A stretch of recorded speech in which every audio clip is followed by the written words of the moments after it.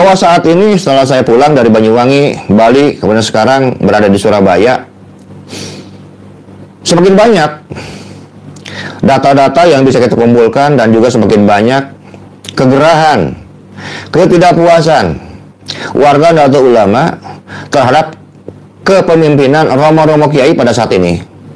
Tadi sudah saya katakan bahwa kepemimpinan PBNU saat ini adalah kepemimpinan terburuk sepanjang masa yang saya ketahui.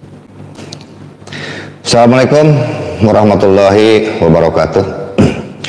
Jaya abadi ulama dan Kiai NU. Dulur sedaya, alhamdulillah pada saat ini saya sedang berada di rumah saudara saya di Surabaya dan diminta untuk memberikan keterangan, pencerahan dalam channel YouTube-nya. Walaupun singkat, mudah-mudahan apa yang saya sampaikan mendapatkan manfaat untuk semua pendengarnya. Wabil khusus dalam saat ini bahwa kita semua sama-sama mengetahui romo kiai kita di PBNU sepertinya sedang tidak baik-baik saja. Romo-romo kiai kita di PBNU sepertinya seperti orang-orang yang sudah kehilangan kewarasan dalam akalnya. Bagaimana tidak bahwa kalimat Nahdlatul Ulama adalah kebangkitannya para ulama-ulama pribumi, ulama-ulama putra-putri terbaik di bumi Nusantara. Tapi pada saat ini kita bisa menyaksikan betapa getirnya sebagian daripada romo-romo kiai kita di PBNU justru dengan membabi buta mereka tetap membela kesesatan dari kelompok Balawi ini. Bahkan kalau kita mau jujur, dan kalau kita sekarang melihat kepada beberapa masukan dan komentar daripada netizen yang sekarang sudah cerdas, bahwa kepemimpinan PBNU yang saat ini adalah salah satu yang paling buruk sepanjang masa, paling mundur, betul-betul tidak mau mengedepankan keilmiahan, hanya berdasarkan pada praduga, dan yang lainnya yang kita sesalkan juga. Kedepannya ini sudah seharusnya bahwa para pemimpin di PBNU ini mengedepankan keilmuan, keilmiahan, bangkitnya keilmuan, bangkitnya ulama itu bukan dengan zon, tetapi dengan ilmu pengetahuan. Kalau kita sekarang mau secara jujur, ribuan komentar yang menghujat kepemimpinan sekarang romo-romo kiai yang berada di PBNU. Bahkan kemarin saya sempat bersambung atau disambungkan oleh kawan kita tentang masalah polemik nasab Balawi ini, dan mereka masih ada yang menggunakan kaidah yang tidak tercatat itu belum tentu tidak ada. Ya betul, saya bilang kalau mereka itu tukang cilok, tukang candil, tukang tambal ban, tukang tahu gejrot gitu, cocok. Nah, ini yang kita bicarakan kan tokoh historis. Namanya tokoh historis, artinya tokoh sejarah. Bagaimana mungkin tokoh sejarah tidak pernah tercatat? Dengan label yang begitu hebat, begitu tinggi, memiliki sekarang posisi teratas sebagai imam mujtahid mutlak. Ngeri sebetulnya. Tapi nggak punya karya, tidak punya prestasi, tidak memiliki karya tulis satupun, bahkan fatwanya pun tidak ada dalam dunia ini. Karena itu, kalau kawan-kawan di bawah harus sekarang menggelorakan MLB, walaupun saya bukan orang struktural, sepertinya hal ini penting untuk dilakukan.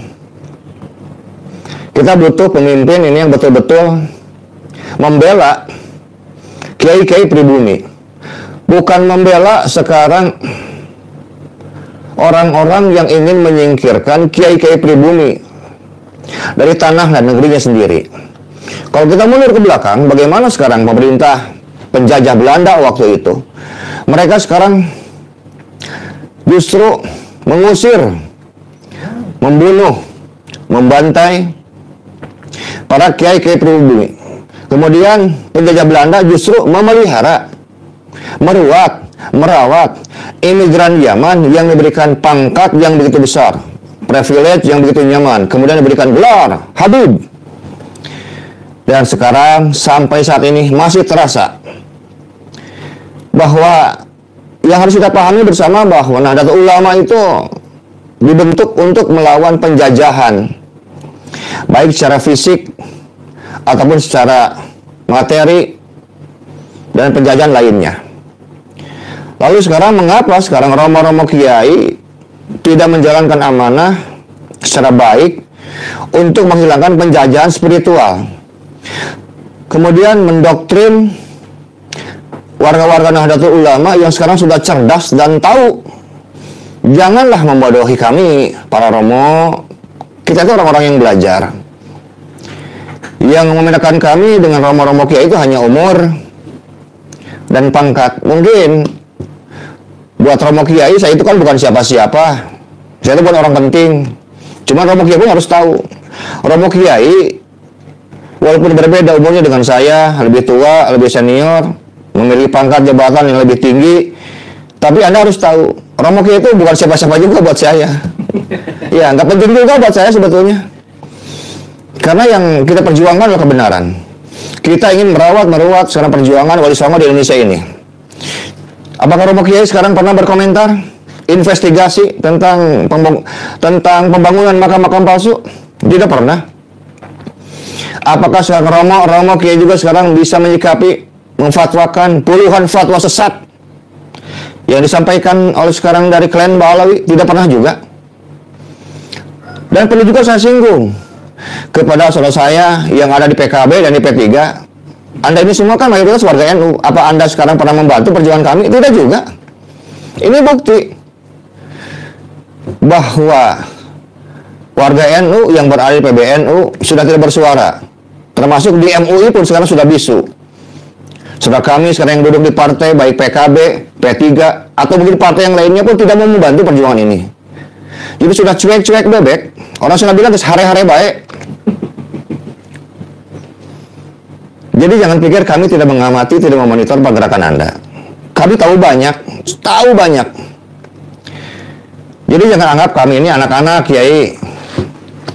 Karena kami ini sesungguhnya bukan anak-anak panjenengan semua, bukan. Kami ini para pejuang dan para petarung. Dan kita siap pasang badan di depan. Dan untuk saudara-saudara kami dari Ba'alawi yang sampai saat ini masih kekeh mengaku sebagai zuriat Nabi, ini ada beberapa pertanyaan yang harus dijawab secara ilmiah. Karena segala sesuatu yang asli itu harus dibuktikan. Jangan sekarang mengaku sekarang barang asli, setelah dicek, diverifikasi ternyata barang palsu. Karena barang asli selamanya akan tetap asli, dan yang palsu selamanya akan tetap palsu. Pertanyaan pertama, kitab manakah dari abad ketiga sampai dengan 9 Hijriah yang menceritakan kelahiran dan kematiannya Imam Ahmad bin Isa dan Imam Ubaidillah bin Ahmad?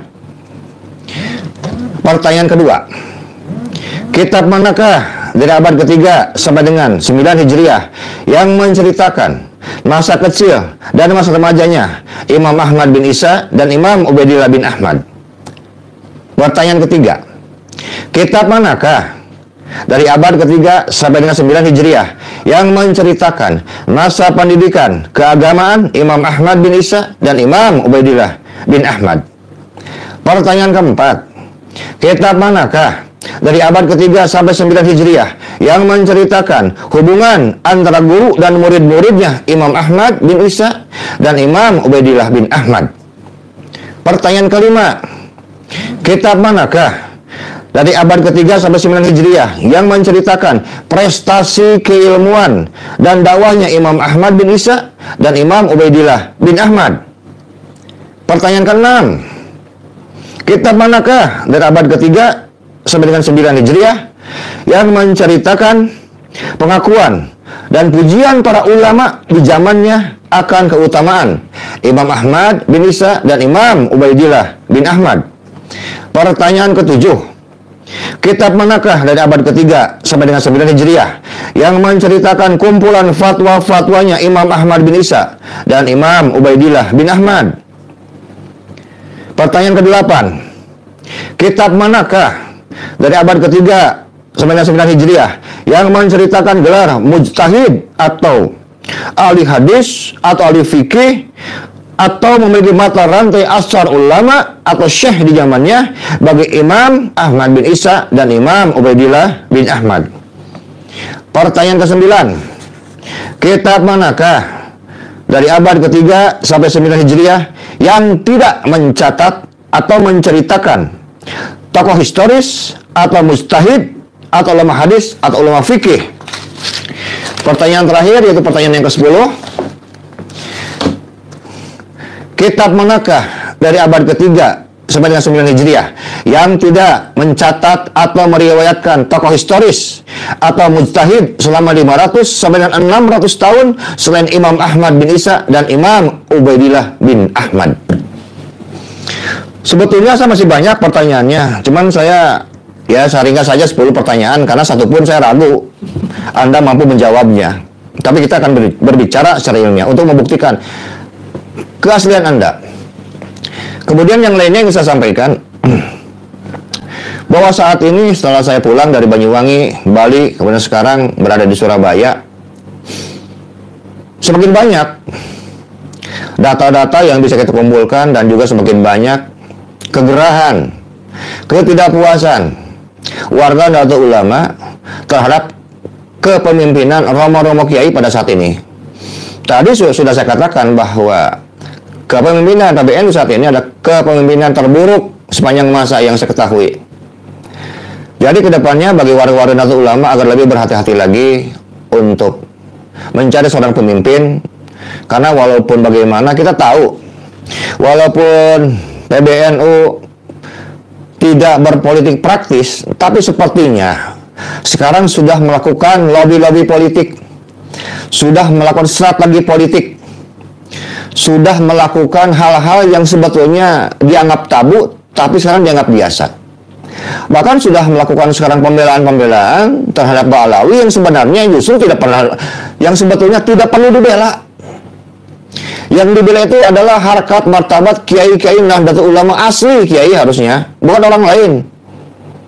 Nusantara ini dimiliki sekarang oleh bangsa pribumi dari suku asli bangsa Indonesia. Dan kami sebagai bumi putra Nusantara berhak bukan hanya sebagai tuan rumah, tetapi menjadi raja di tempatnya masing-masing. Karena itu sangat aneh apabila sekarang cara pikir romo-romo kiai yang memiliki pangkat jabatan yang begitu mulia dan terhormat di ormas terbesar sedunia di bawah NATO kalau kita bicara masalah jumlah.